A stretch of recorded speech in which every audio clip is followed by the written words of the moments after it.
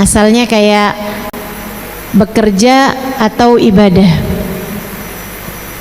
kemudian bekerja dan ibadah, kemudian bekerja sama dengan ibadah. Yuk kita bahas pelan-pelan. Bekerja atau ibadah, mana yang harus dipilih? Tergantung dari keadaan masing-masing. Seorang istri yang dinafkahi secara cukup oleh suaminya, sementara ia memiliki anak-anak yang sangat memerlukan perhatian, kasih sayang, dan juga dekapan, dan suaminya memberikan semua kebutuhan secara materi kepada istri dan anak-anaknya, perempuan semacam ini ibadah mengurusi keluarganya di rumah jauh lebih baik daripada bekerja.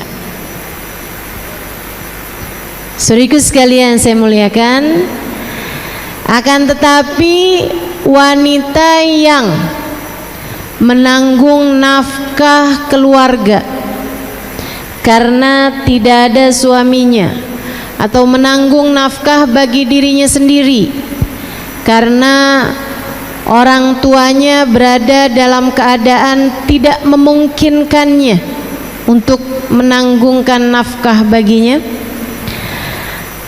apalagi jika dia harus pula menanggung nafkah bagi orang tuanya, apalagi jika dia harus menafkahi anak-anaknya dalam keadaan tidak ada suaminya atau suaminya tidak memberikan nafkah bagi mereka.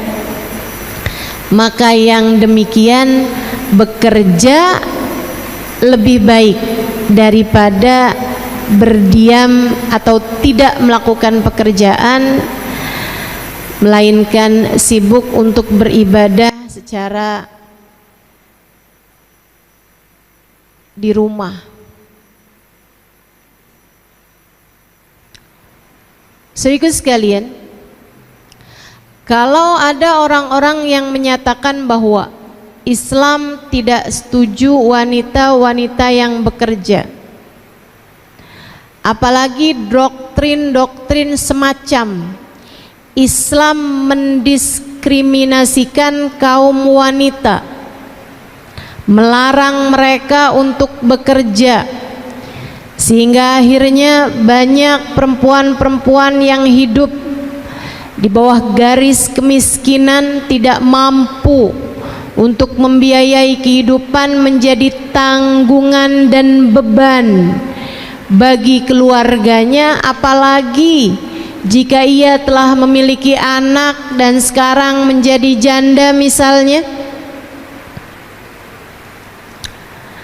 Ucapan-ucapan yang seperti itu sangat tidak bertanggung jawab, apalagi mengingat bahwa wanita salehah yang menjadi pilar agama ini, bahkan yang ditakdirkan Allah sebagai orang pertama yang masuk ke dalam agama Islam, yaitu Sayyidah Khadijah bintu Khuwailid, istri baginda kita Nabi besar Muhammad sallallahu alaihi wasallam, adalah seorang wanita yang bekerja.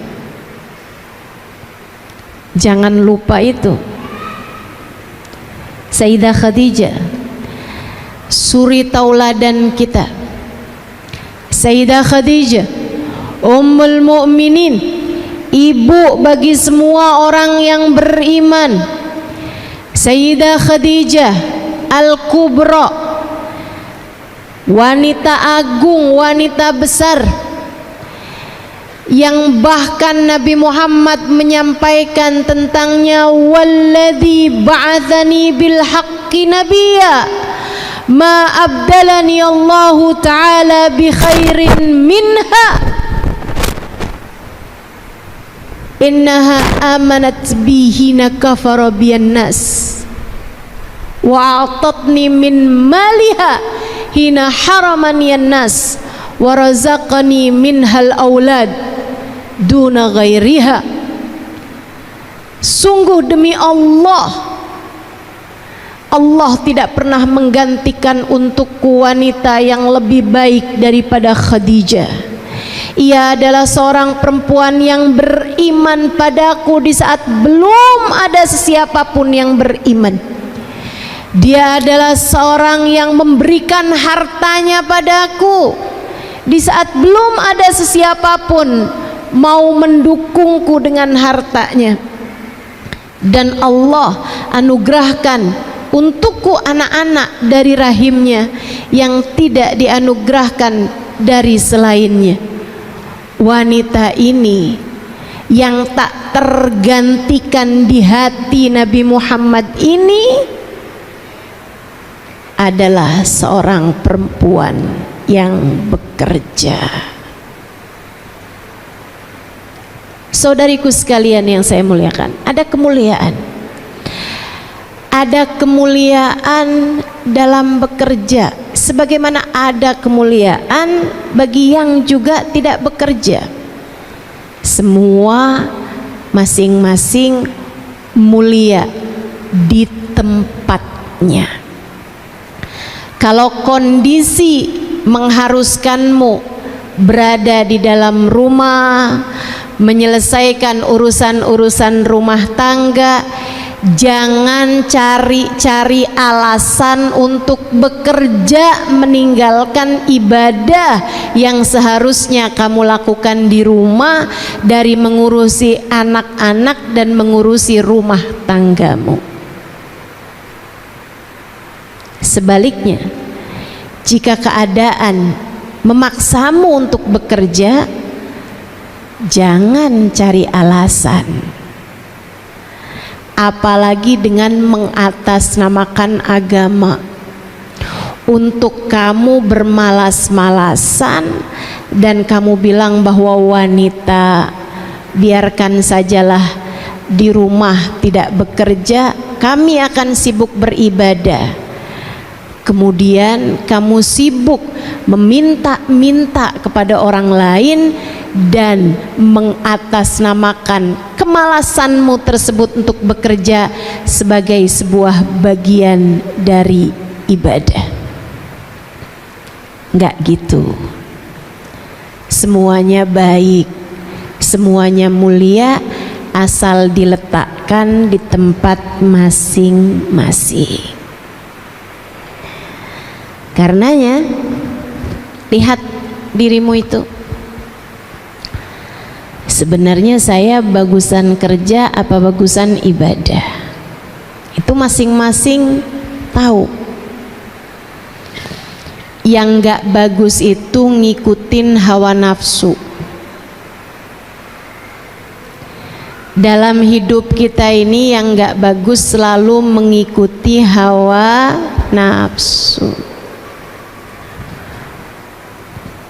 Suaminya mencukupinya, keluarganya mencukupinya, ada anak-anak kecil-kecil yang memerlukan kasih sayangnya. Tapi kan buat apa saya sekolah tinggi-tinggi kalau ujungnya tetap juga ada di dapur, kalau ujungnya tetap juga saya nyuapin anak-anak, ujungnya tetap juga saya sibuk untuk, mohon maaf, menceboki anak-anak, membersihkan kotoran anak-anak. Lebih baik saya bekerja, saya meninggikan karir saya sudah sekolah tinggi-tinggi, untuk apa saya melakukan hal-hal rendah semacam ini? Bu, bukan rendah pekerjaannya, yang rendah adalah cara berpikirmu tentang hal itu. Kita punya gambaran tentang perempuan yang di rumah mengurusi keluarganya. Sayyidah Fatimah Zahra, putri baginda kita Nabi besar Muhammad sallallahu alaihi wasallam. Kurang mulia apa Sayyidah Fatimah? Mulia, mulia Sayyidah Fatimah. Ia hanya sibuk dengan ibadah antaranya dengan Allah Subhanahu wa taala. Ia sibuk mengurusi urusan-urusan suami dan anak-anaknya. Akan tetapi bukan berarti ia tak peduli dengan keadaan umat dan dakwah Islam. Sebab saat mata yang lain terpejam dalam tidur-tidur nyenyak mereka, Sayyidah Fatimah menggelar sejadahnya, bersimpuh di mihrabnya, sujud panjang, ruku berdiri panjang, menghadap Allah Subhanahu wa taala dalam rokaat-rokaat tahajudnya, menengadahkan tangan, mendoakan umat Islam, umat ayahnya Nabi besar Muhammad sallallahu alaihi wa ala alihi wa sahbihi wasallam. Ya Allah, sayangilah umat ini ya Allah. Ya Allah, rahmatilah mereka ya Allah.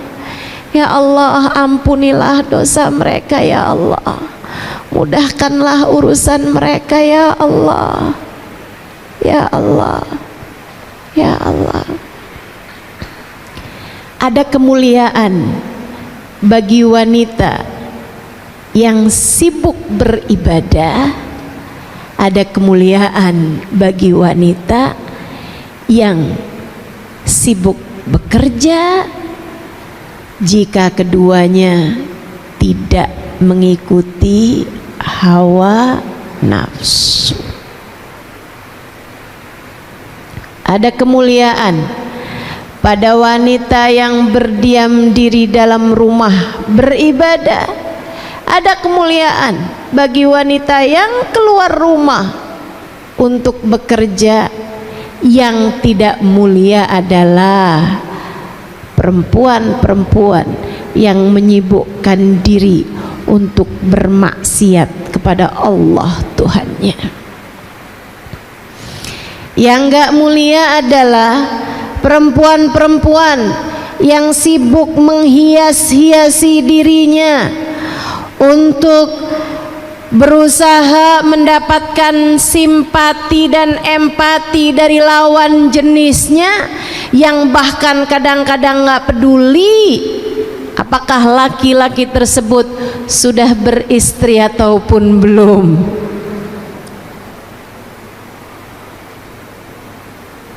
Yang enggak mulia perempuan-perempuan yang sibuk memperbanyak dosa. Semuanya baik selagi kamu tempatkan diri sesuai dengan porsinya. Semoga Allah selalu bimbing kita. Amin. Semoga Allah selalu membimbing kita. Semoga Allah selalu membimbing kita.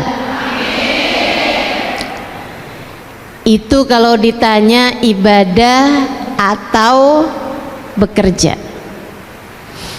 Sekarang kalau kita bahas mengenai ibadah dan bekerja, saudaraku sekalian yang saya muliakan, ingat ucapan baginda kita Nabi besar Muhammad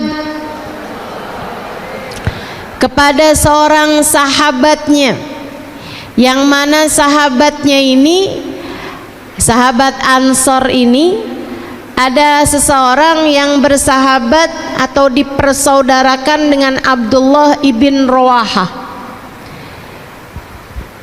Di awal-awal Islam, ketika baru hijrah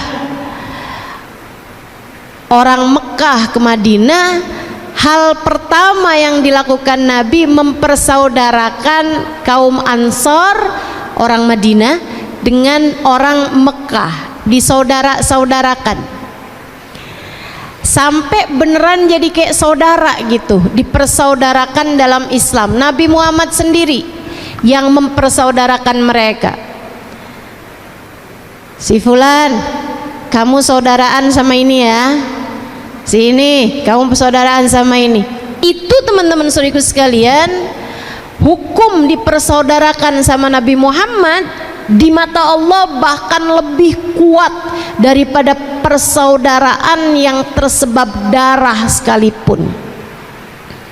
Satu kandung ama satu tangan dipersaudarakan sama Nabi lebih kuat yang dipersaudarakan sama Nabi. Abdullah bin Rawaha satu waktu mengunjungi saudaranya ini yang telah dipersaudarakan sama Nabi, ketemu sama istrinya sebelum turut ayat hijab. Tentu saja istrinya terlihat, istri saudaranya ini, karena istri saudara itu ipar itu bahkan yang saudara kandung sekalipun ipar bukan mahram. Tentu yang dipersaudarakan sama Nabi Muhammad ipar juga bukan mahram. Tapi ini belum turun ayat hijab sehingga dia membuka wajahnya di hadapan Abdullah ibn Rawaha. Abdullah lihatnya, ya ampun kakak kok begini amat kak di rumah, nggak dandan, nggak mandi, tampangnya kucel, kumus, tampangnya bener-bener nggak terawat gitu, kelihatan banget nggak ngurusin badan, mukanya nggak dirawat,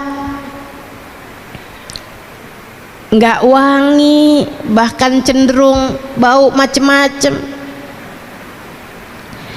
Bukankah suami kakak ada di rumah? Si istri tersebut menjawab, dia bilang, ya kayak nggak tahu aja saudara kamu tuh, ada nggak ada saya kayak nggak ada bedanya.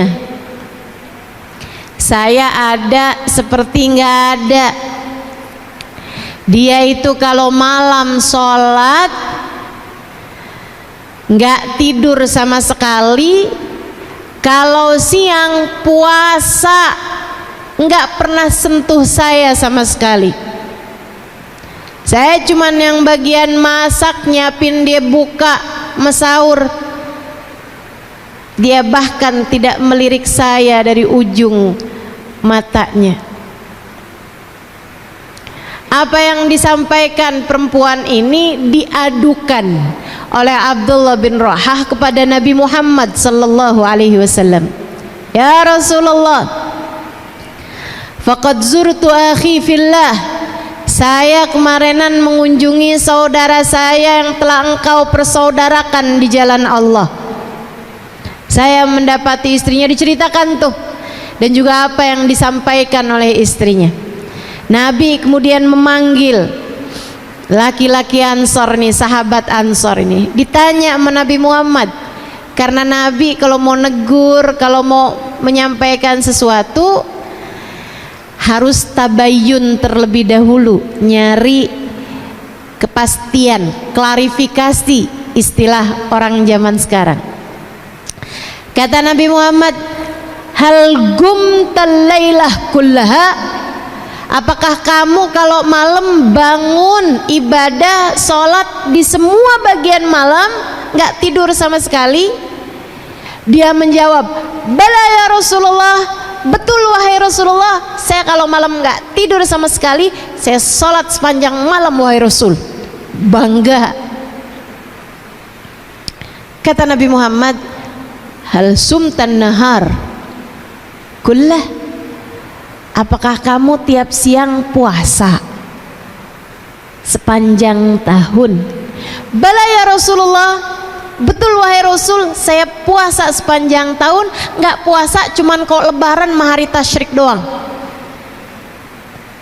Bangga disebutkan hal itu di hadapan Nabi. Nabi sudah klarifikasi kebenaran ucapan Abdullah bin Rawahah sekaligus kebenaran ucapan istrinya. Apakah kamu tidak pernah mendatangi istrimu? Tidak wahai Rasulullah. Nggak pernah berhubungan intim sama istrinya lagi sejak mulai mengenal Islam. Nabi kemudian berkata, innama ana atqakum walakinni agum wa anam walakinni asum wa aftur walakinni atazawwajun nisa. Kata Nabi, sesungguhnya saya adalah yang paling bertakwa di antara kalian.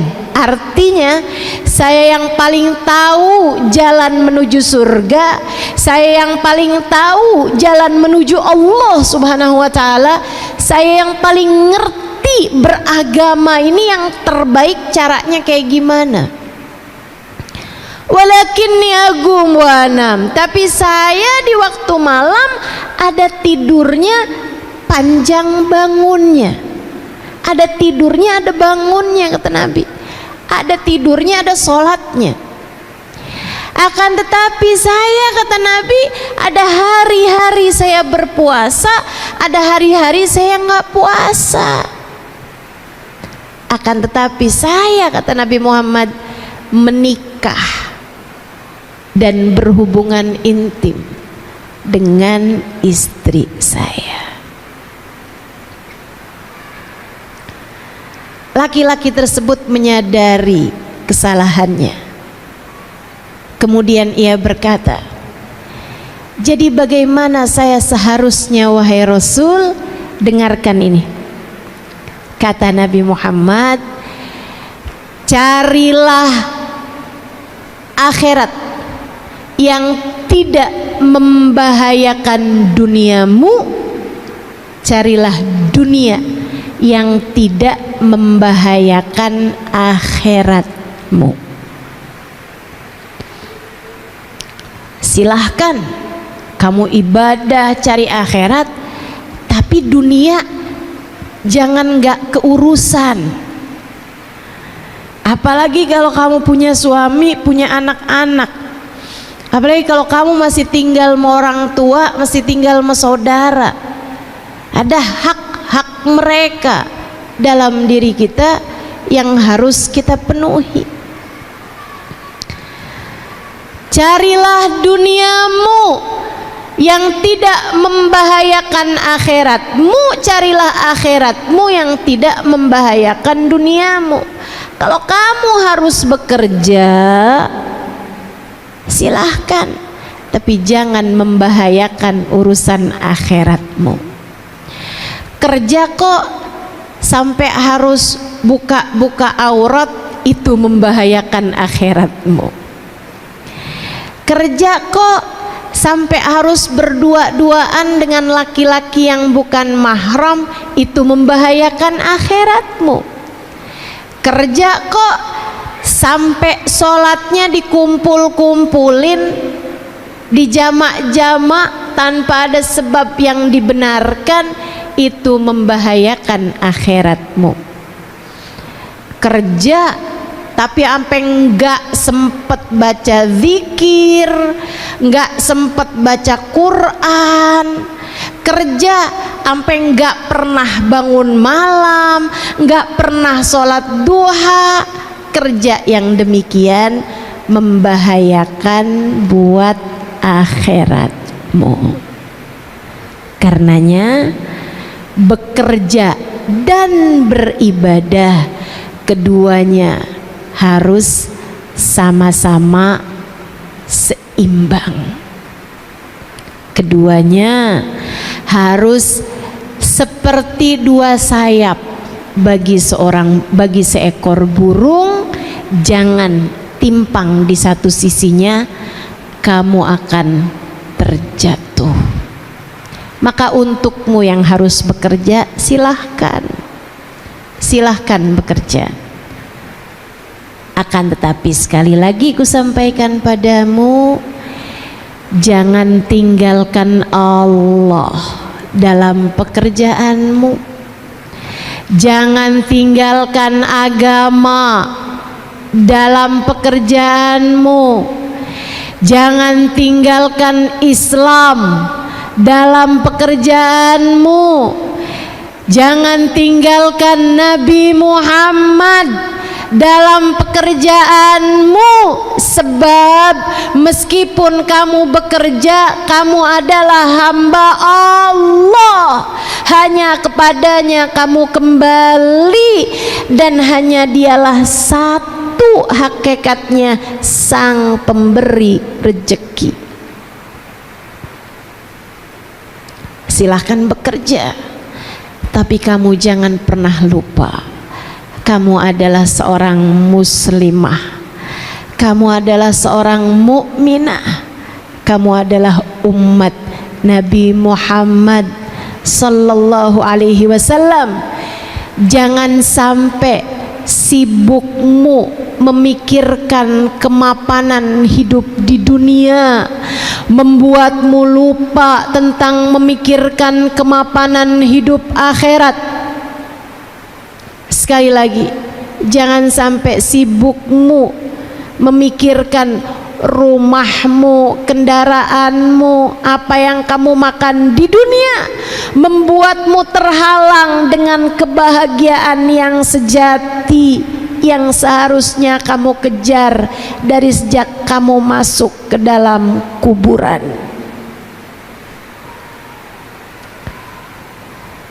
Jangan sampai sibuk mencari bahagia dunia membuatmu lupa dengan kebahagiaan panjang di akhirat nanti.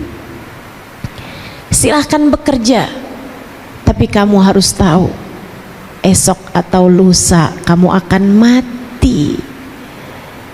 Wa khairuz zadit taqwa, dan sebaik-baik bekal adalah takwa. Ibadah, kerjakan kewajiban Allah, tinggalkan larangan-larangannya. Jangan sampai sibukmu nyari hidup yang enak bikin kamu lupa untuk mencari akhirat yang enak. Insya Allah bekerja dan ibadah. Sekarang yang terakhir, bekerja sama dengan ibadah. Ada 3 bagian kan tadi? Bekerja atau ibadah, kamu udah tahu masing-masing. Silahkan cari mana nih yang lebih tepat untuk saya. Bekerja dan ibadah, kamu harus tahu juga, jangan sampai kerjamu bikin kamu lupa sama ibadah. Sebagaimana sebaliknya, orang kalau ibadah aja juga jangan sampai lupa sama kerja, sama urusan nafkah jika memang dia memerlukannya. Saudaraku sekalian saya muliakan, yang terakhir saya akan sampaikan kepadamu mengenai, Ustaz aku udah terakhiran aja, kayaknya masih awal dah. Panjang, tenang. Yang terakhirnya nih panjang. Bekerja sama dengan ibadah. Dengarkan saya ingin mengajarkan padamu agar setiap lelahmu dalam bekerja bernilai pahala di sisinya. Saya akan sampaikan kepadamu cara, tips, trik bagaimana agar setiap kali kamu melakukan pekerjaanmu apa yang kamu lakukan tersebut bernilai ibadah di sisi Allah Subhanahu wa taala, menyibukkan tangan malaikat raqib untuk mencatat pahala-pahalamu meskipun kamu sedang dalam keadaan bekerja urusan duniamu. Saudara sekalian yang saya muliakan, kerja sama dengan ibadah dengan dua syarat. Yang pertama, harus benar niatnya, sebab innamal a'malu binniyat wa innama likulli imri'in ma nawa. Sesungguhnya segala sesuatu tergantung dari bagaimana niatnya, dan sesungguhnya setiap orang hanya akan diberi sesuai dengan niatnya. Faman kanat hijratuhu ilallahi wa rasulih fahijratuhu ilallahi wa rasulih. Siapa yang berangkat pergi hijrah dari Mekah ke Madinah, ibadah paling besar pada masa itu adalah pindah kewarganegaraan dari warga negara Mekah menjadi warga negara Madinah. Ninggalin rumah, ninggalin tetangga, ninggalin pekerjaan, ninggalin toko, ninggalin kaum kerabat yang tidak beriman, bahkan meninggalkan pasangan jika tidak seiman. Mereka tinggalkan kota-kota mereka Mekah, berangkat bergerak menuju Madinah. Ibadah apa yang lebih besar daripada itu, saudaraku sekalian? Akan tetapi meski ibadah sebesar itu, Nabi Muhammad menyampaikan, faman kanat hijratuhu ilallahi wa rasulih. Siapa yang tujuan hijrahnya pengen dapat pahala di sisi Allah, pengen bisa mengerjakan ibadah dengan tenang, sebab di Mekah nggak tenang ibadah. Ada pedang-pedang kaum kafir Quraisy yang sepertinya mengintai di balik tembok-tembok rumah mereka. Mereka meninggalkan Mekah ke Madinah mau nyari ketenangan ibadah. Faman kanat hijratuhu ilallah. Siapa yang hijrahnya karena Allah, ingin dekat dengan Allah, ingin mudah beribadah kepada Allah, ingin tenang hati dalam ibadah kepada Allah, ingin pahala di sisi Allah, ingin berjuang di jalan Allah, wa rasulih, hijrahnya karena Nabi Muhammad, karena ingin dekat dengan Nabi Muhammad. Nabi Muhammadnya hijrah, saya juga hijrah. Karena saya nggak sanggup tinggal di Mekah, tapi Nabi Muhammadnya tidak lagi berada di Mekah, maka saya memutuskan untuk hijrah ke Madinah. Karena cinta saya kepada Nabi Muhammad, karena keinginan saya untuk dekat dengan Nabi Muhammad, karena saya ingin berjuang dalam barisan Nabi Muhammad, karena saya akan terus menjadi tentara-tentara Nabi Muhammad. Faman kanat hijratuhu ilallahi wa rasulih. Siapa yang hijrahnya karena Allah, siapa yang hijrahnya karena Rasulullah, fahijratuhu ilallahi wa rasulih, maka pahala hijrahnya, maka balasan hijrahnya dari Allah dan Rasulnya. Ada pahala dari Allah, ada kedekatan dengan Allah, ada cinta Allah, ada rahmat Allah, ada kebahagiaan akhirat Allah siapkan bagi mereka, ada surga sebagai balasan bagi mereka. Wa rasuli, hijrahnya untuk Rasulullah, maka ada balasan kedekatan dengan Rasulullah, ada balasan cinta dari Rasulullah, ada balasan kebersamaan kelak dengan Rasulullah, dunia sampai akhirat. Sebaliknya, faman kanat hijratuhu lid-dunya yusibuha, siapa yang hijrahnya melulu kepengen dapat dunia, hijrahnya nggak ada Allah-Allahnya, nggak ada Rasulullah-Rasulullahnya. Ngapain kamu ikutan berangkat nih? Orang-orang pada sibuk berangkat dari Mekah ke Madinah, kamu ikutan? Iya nih, kerja di Mekah nggak hasil-hasil, bangkrut mulu.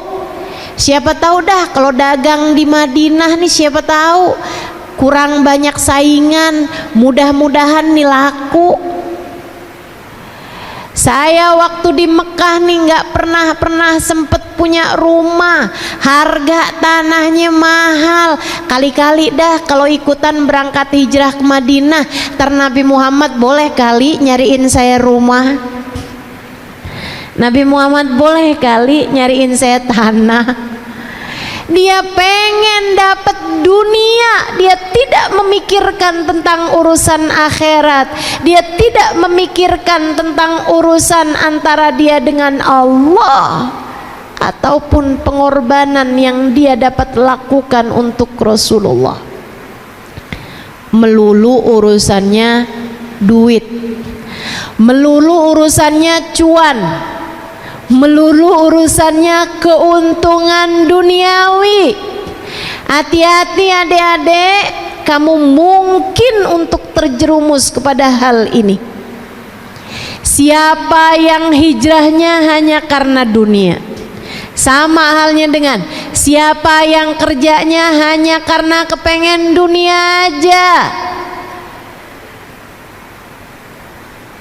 au imra'atin yang kihuha, atau dia hijrah karena kepengen bersama dengan perempuan yang ingin dia nikahi.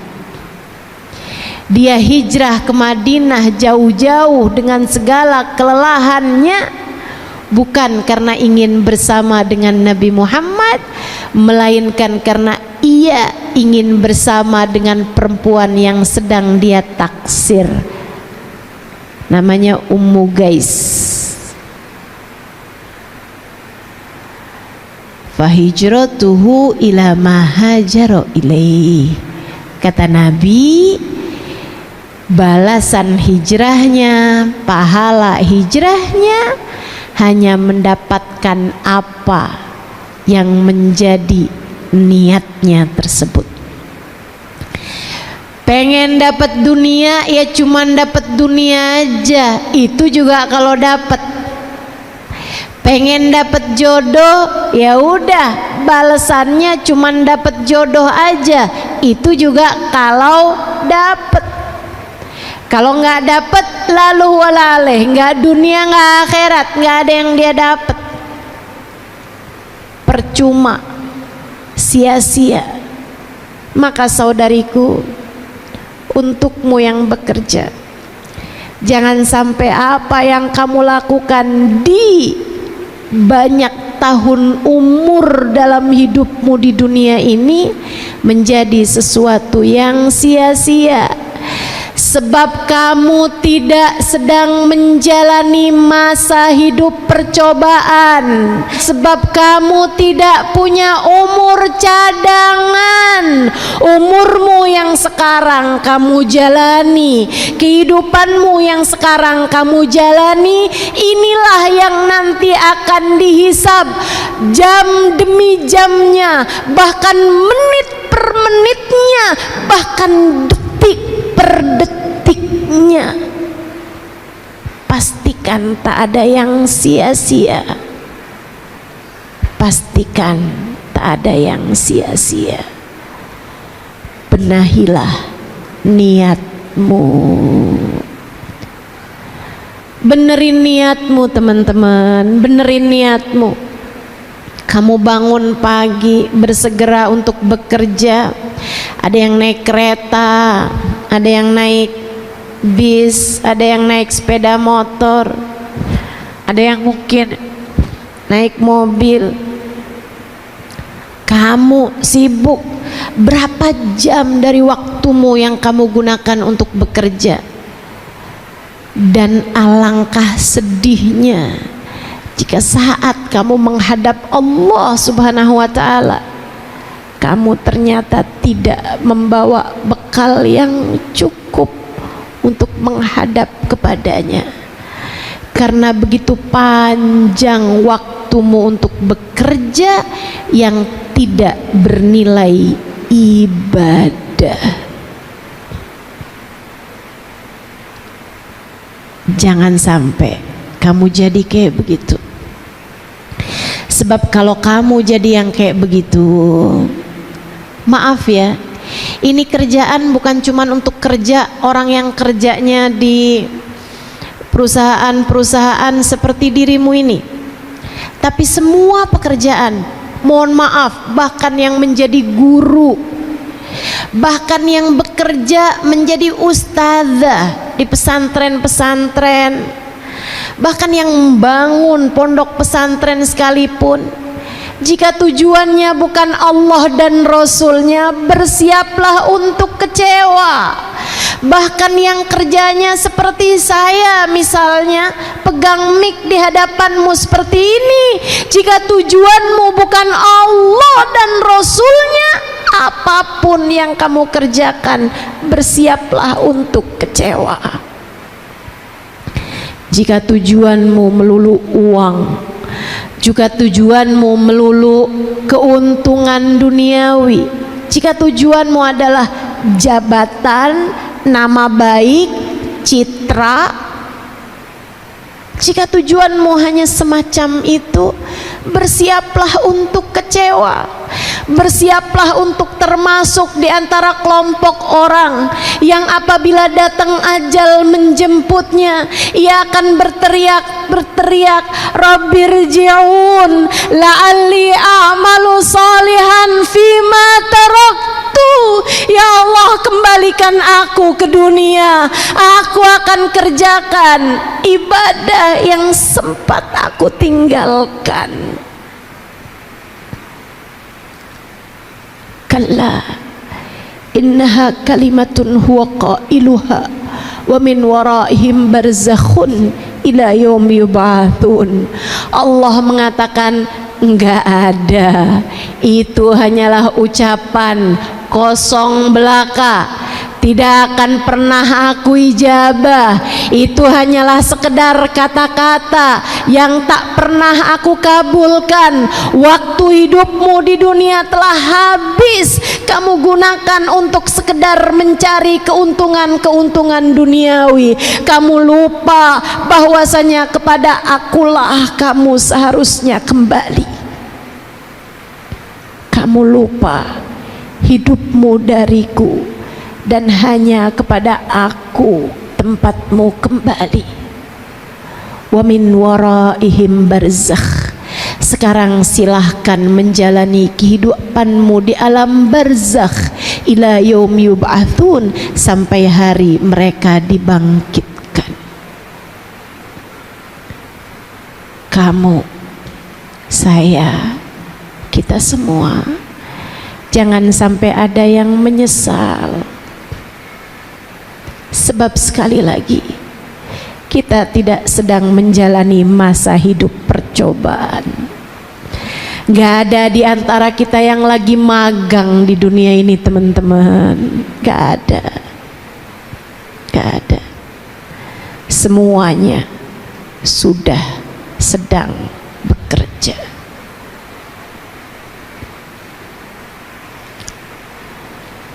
Niatnya benerin, niatnya benerin. Niatnya buat apa, Ustazah? Satu, niat nyari rezeki yang halal.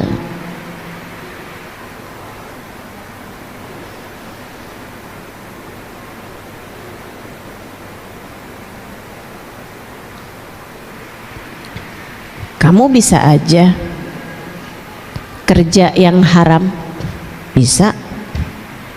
Kita semua bisa kerja yang haram. Deketin laki-laki berduit, modalnya palingan lipstick, make up, baju seksi,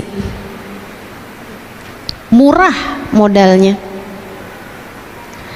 Agak mahalan dikit mungkin operasi plastik, naikin hidung biar nggak mancung ke dalam.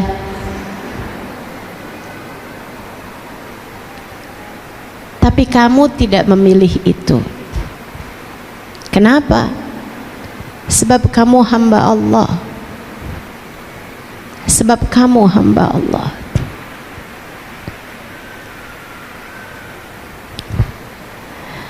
Atyab ma ya'kuluhul insan min kasbiyadih. Kata Nabi Muhammad alaihi wasallam, rezeki paling halal adalah dari apa yang diperbuat oleh tanganmu, hasil kerjamu, upah dari pekerjaanmu, bayaran atas apa yang telah kamu lakukan dengan tanganmu. Atyab ma ya'kuluhul insan min kasbiyadih. Niatmu mencari rizki yang halal. Wabtaghu 'indallahir rizqa. Kata Allah dalam Al-Quran, carilah rezeki yang halal dari Allah Subhanahu wa ta'ala. Niatmu yang kedua, kamu bekerja untuk dapat menghidupi, memberi penghidupan untuk dirimu dan juga orang-orang yang kamu tanggung. Menafkahi dirimu dengan rizki yang halal membuatmu terhormat, teman-teman. Sebab Islam tidak pernah merestui pengemis. Islam tidak pernah menyukai orang yang minta-minta. Itu adalah sehina-hina apa yang dapat dikerjakan oleh seseorang. Sampai Nabi Muhammad bilang, kalau ada orang naik kuda, kuda itu binatang paling mewah. Kalau ibarat sekarang, kalau ada orang naik Mercy, kemudian turun dari Mercy-nya dan minta kepadamu, kasih. Ada orang turun dari kudanya, kemudian dia meminta kepadamu, kasih. Kenapa gitu Rasul? Sebab ia telah menghinakan dirinya dengan meminta-minta. Jangan hinakan lagi dia dengan tidak diberi. Pekerjaan paling hina, kalau sampai kamu datang mengetuk rumah saudaramu, terus kamu bilang sambil gosok-gosok dengkul, Kak atau Bang, uang SPP sekolah naik, atau beras di rumah udah hampir habis. Maka kamu bekerja agar tidak meminta-minta. Kamu niat untuk itu. Niat menjadi afif, niat menjadi aziz, Niat menjadi seorang yang memiliki harga diri, sebab meminta-minta adalah sehina-hina pekerjaan, sebab meminta-minta adalah pekerjaan seseorang yang tidak punya harga diri. Nabi satu waktu melihat seseorang minta-minta di masjid, panggil Nabi Muhammad, ta'al, ta'al, kamu punya apa di rumah? Gak punya apa-apa saya Rasul, beneran saya gak punya apa-apa, makanya saya minta-minta Rasul, karena saya gak punya apa-apa di rumah Rasul. Dan jujur, dia jujur. Tapi Nabi kembali mengulangi, coba diingat-ingat, kamu punya apa di rumah? Maksudnya dia nggak punya uang, maksudnya dia nggak punya barang-barang mewah. Tapi Nabi ingin membuat dia ingat barang apa yang lebih dari kebutuhan dia gitu. Terus dia bilang, saya Rasul punya mathar, tempat wudhu, dan saya juga Rasul punya piring tempat makan lebih, misalnya kayak dia mestinya cukup dengan satu tapi ini punya dua gitu, atau dia perlunya dua punya tiga gitu. Kata Nabi Muhammad, bi'huma, jual keduanya, jual. Dia pun jual dua barang tersebut, mungkin kayak sekarang laku 20.000 gitu. Misal dia bawa tuh uang 20.000 ke hadapan Nabi Muhammad, Rasul udah saya jual tuh barang, ini uangnya ya Rasulullah.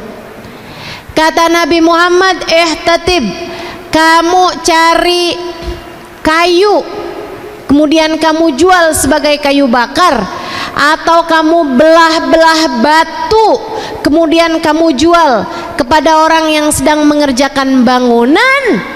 Jangan minta-minta kepada siapapun, lebih baik kamu bekerja.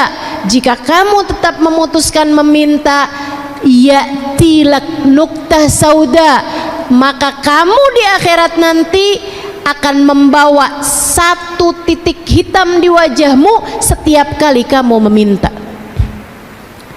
Bayangkan, tiap minta ada satu titik hitam di wajah kita di akhirat nanti. Gimana kalau kamu kerjaannya minta-minta? Karenanya niatkan kamu kerja, satu, buat nyari rezeki yang halal. Yang kedua, biar kamu dapat menafkahi dirimu dan menafkahi diri orang-orang yang kamu tanggung nafkahnya, sehingga kalian semua tidak menjadi orang yang minta-minta. Niatnya yang bagus. Niat yang ketiga, al-mu'minul qawi khairun minal mu'minid dhaif. Kata Nabi Muhammad, orang mukmin yang kuat lebih Allah sukai daripada orang mukmin yang lemah. Orang Islam yang kuat, kuat bukan maksudnya kekuatan badan kamu kalau lomba tarik tambang kamu menang, bukan. Akan tapi kuat secara pemikiran, kuat secara ilmu, kuat secara materi, itu lebih Allah sukai daripada orang mukmin yang lemah. Salah satu dari kekuatan kita tentu saja adalah materi yang mencukupi. Teman-teman saudaraku sekalian, jangan tinggalkan anak-anakmu dalam keadaan lemah, miskin. Jangan juga biarkan dirimu hidup di bawah garis kemiskinan. Karena itu Islam ada syariat untuk zakat. Zakat itu tidak hanya diberikan kepada fuqara yang memang sangat-sangat miskin, tapi diberikan juga kepada masakin, orang yang miskin aja. Kalau fakir tuh orang miskin banget. Itu dua-duanya harus sama-sama diberi. Kalau orang yang miskin banget dikasih zakat, tujuannya biar dia naik jadi miskin aja, nggak miskin banget. Kalau orang miskin aja tetap dikasih zakat, tujuannya biar apa? Biar dia naik dari garis kemiskinan menuju kepada kecukupan. Bagaimanapun orang mukmin yang kuat secara ekonominya lebih baik, sebab dia dapat membantu yang lemah-lemah.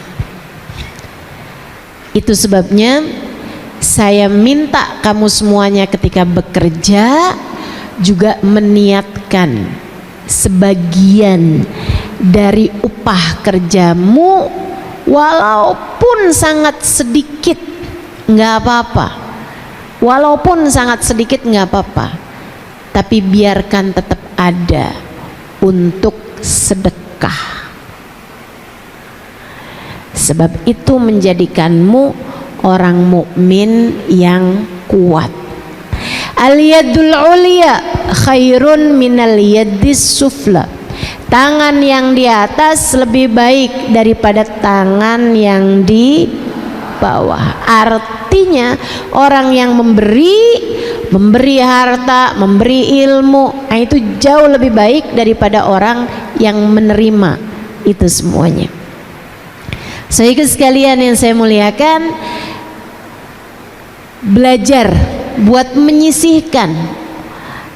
Enggak harus misalnya 5%, apalagi 10%, kebanyakan.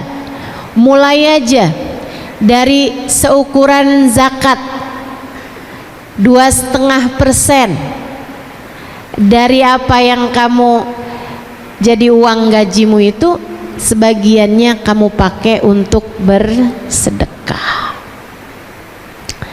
Begitu, insya Allah. Saya niat kerja saya ini biar saya bisa bantu orang. Saya niat dengan kerja saya ini saya bisa jadi bantu anak-anak saya untuk sekolah di sekolah yang bagus, untuk pondok pesantren, untuk bisa bayar sama guru-gurunya, untuk bisa beliin kitabnya, untuk bisa beliin keperluan-keperluannya. Orang mukmin yang kuat lebih baik daripada mukmin yang lemah. Itu niatmu dalam beribadah, insya Allah. Sekarang kita akan bahas mengenai caramu dalam bekerja. 1, jangan tinggalkan kewajibanmu kepada Allah. Kerja silahkan, tapi sholat jangan sampai tertanggalkan. Kamu kerja silahkan, tapi jangan sampai sholatnya kamu tinggalkan. Guru saya Sayyidil Habib Umar bin Hafid menyampaikan, dengerin ini penting, kalau kerja membuat kamu meninggalkan yang wajib, uang yang kamu dapat tidaklah uang yang halal. Nanti uangnya hanya akan terpakai untuk kemaksiatan dan dosa-dosa. Hati-hati. Katanya Habib Umar bin Hafid seperti itu. Kalau ada pekerjaan membuatmu meninggalkan perintah Allah Subhanahu wa taala, maka tidak ada kehalalan dalam apa yang kamu dapatkan tersebut. Beliau kemudian melanjutkan, jika pekerjaanmu membuatmu meninggalkan perkara sunnah yang biasa kamu lakukan, maka tidak ada keberkahan pada uang kamu tersebut. Dulu sebelum punya toko, sholat tahajud nggak tinggal, sholat duha nggak tinggal misalnya. Atau kamu nih sebelum kerja di perusahaan ini, sholatmu rapi, habis selesai sholat ada zikirnya, subhanallah 33 kali, alhamdulillah 33 kali, Allahu Akbar 33 kali. Kamu berdoa, kamu baca ayat kursi, Masya Allah. Begitu kamu mulai kerja, jangankan zikir sesudah sholat,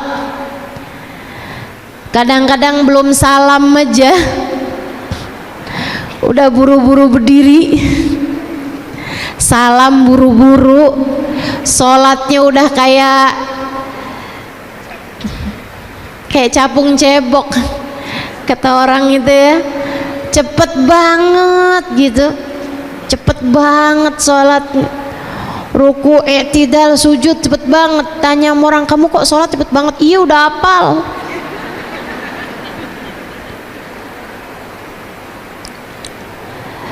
Kamu begitu takut sama bos duniamu hingga kamu melupakan bos yang sesungguhnya.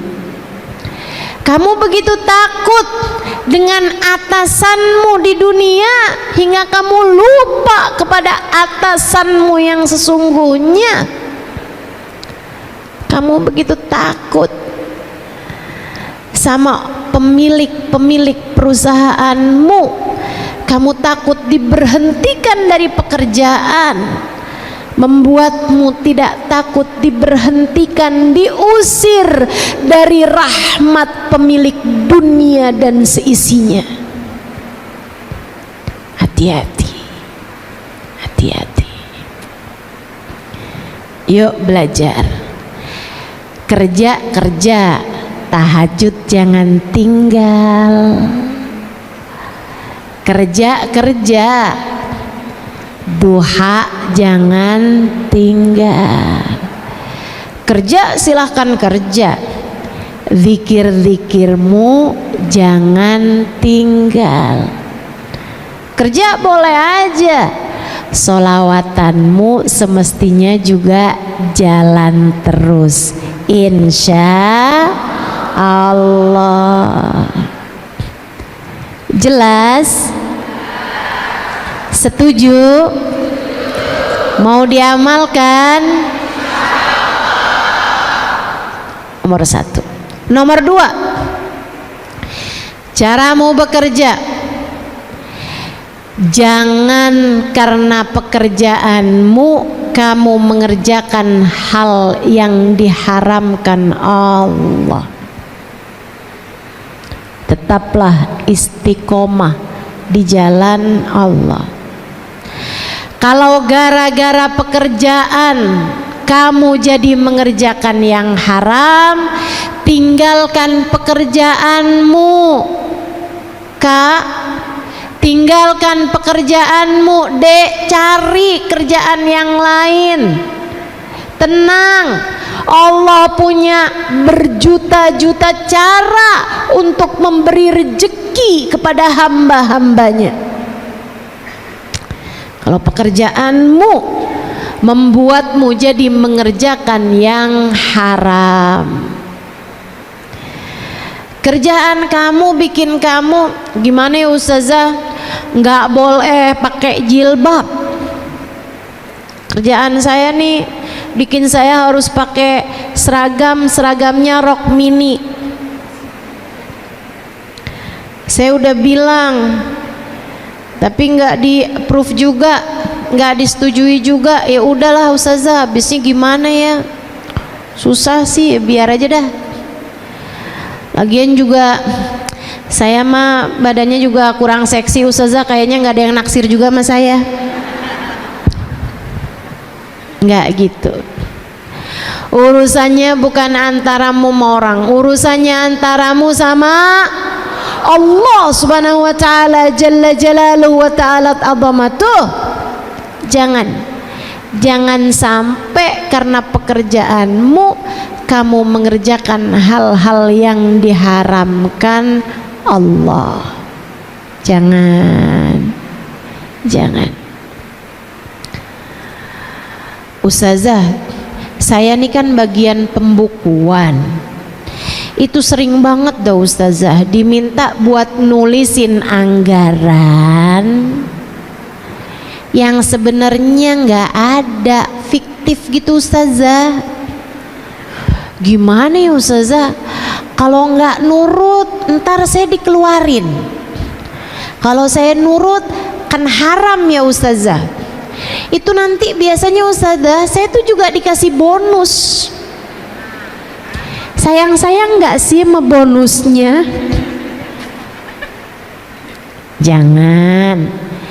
Jangan tertarik sama yang haram. Ketika Allah melihat dirimu tertarik pada yang haram, Allah akan mencabut darimu keberkahan dari yang halal. Allah akan mencabut darimu kenikmatan dari yang halal. Jangan teman-teman, jangan tertarik sama yang haram. Jangan tertarik sama yang haram. Yuk jagain, yuk hati-hati.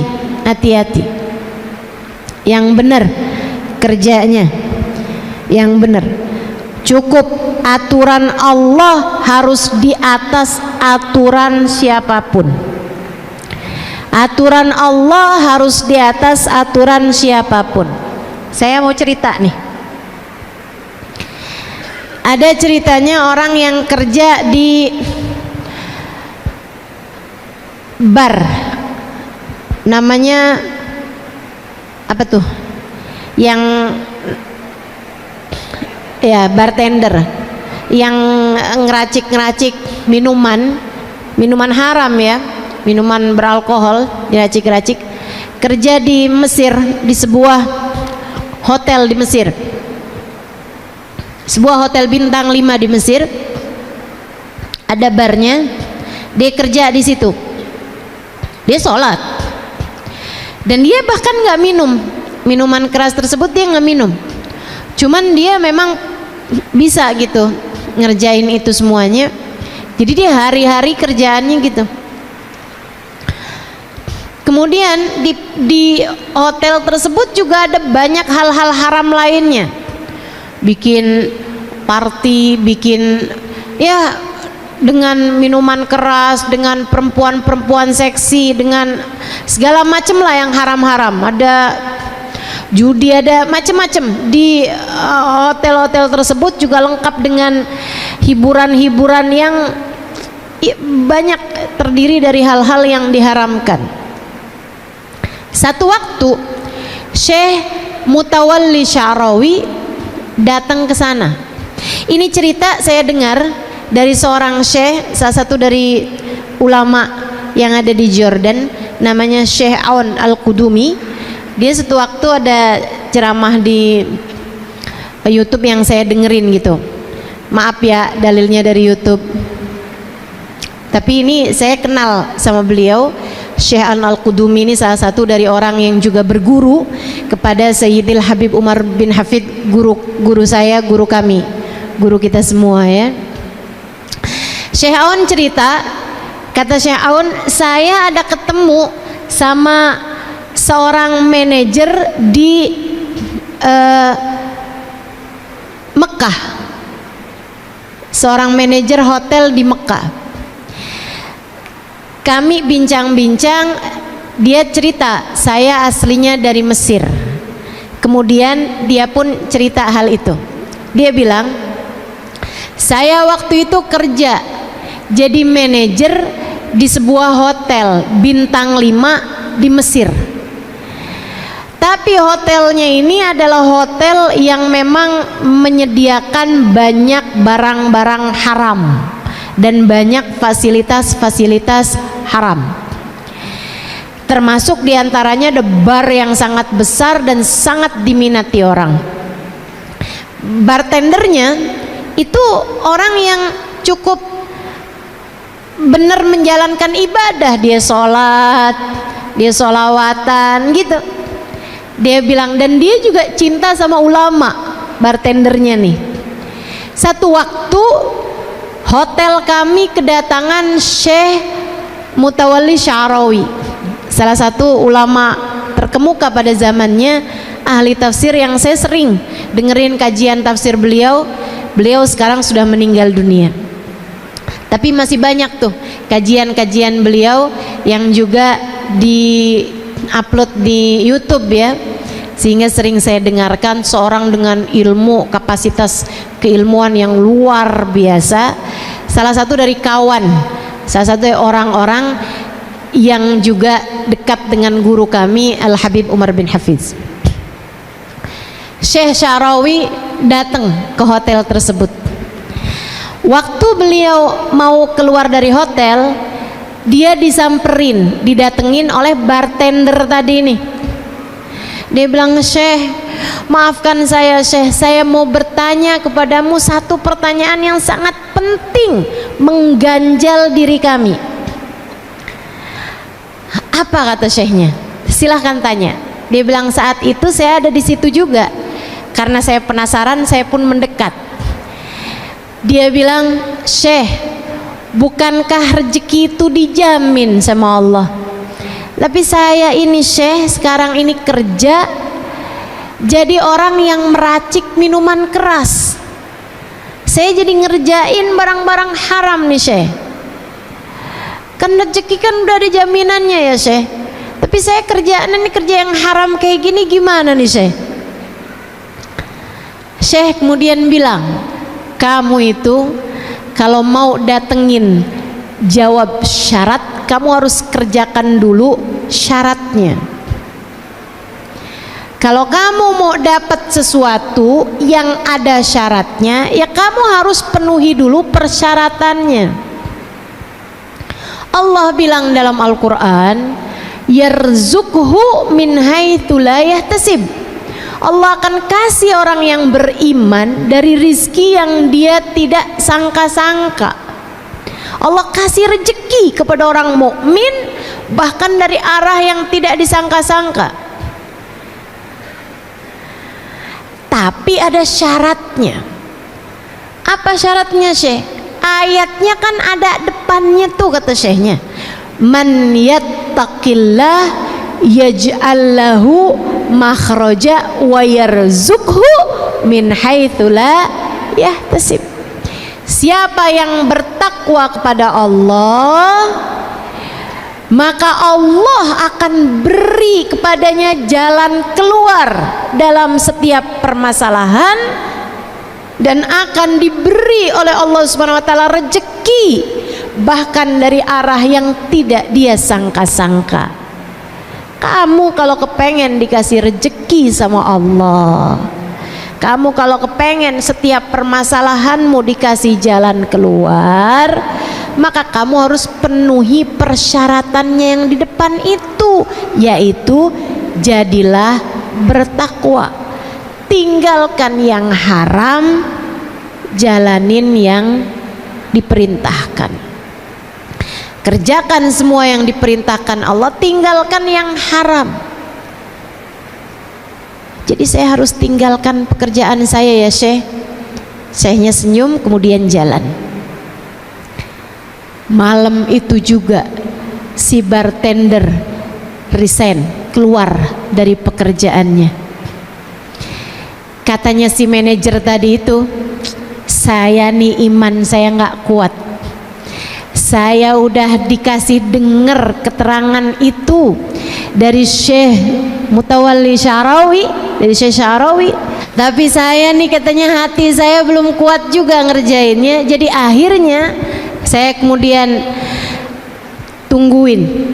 Dia bilang, saya tungguin aja. Saya tungguin sampai saya juga nggak enak hati gitu juga. Akhirnya saya mulain tuh lamar-lamar pekerjaan-pekerjaan, nggak ada yang hasil.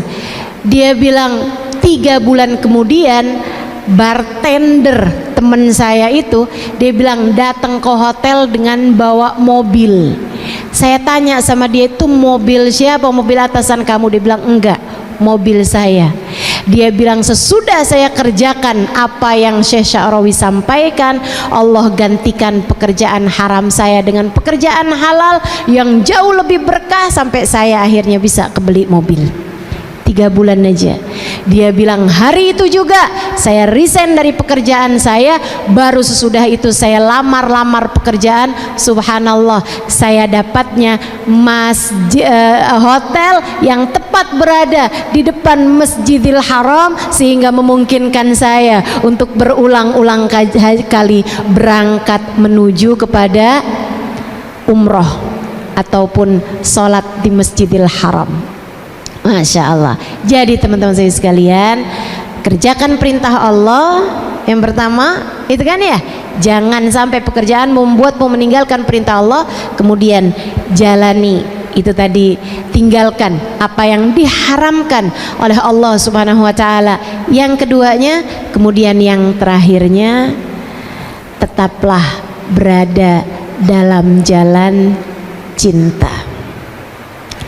Tetaplah sayangi umat Islam, bekerjalah dengan sepenuh cinta, bekerjalah dengan sepenuh cinta. Jangan sampai kamu celakain orang, jangan sampai kamu nggak seneng sama si ini, jangan sampai kamu kemudian hasut sama si fulan karena dia kerjaannya lebih bagus darimu, dan seterusnya.